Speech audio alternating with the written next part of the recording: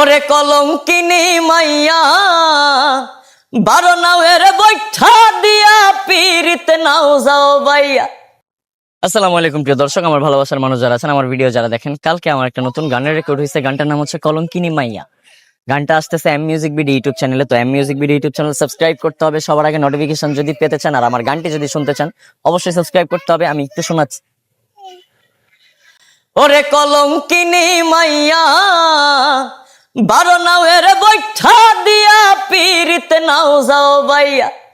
ওরে কলঙ্কিনী মাইয়া 12 নাওয়ের বৈঠা দিয়া পীরিত নাও যাও বাইয়া।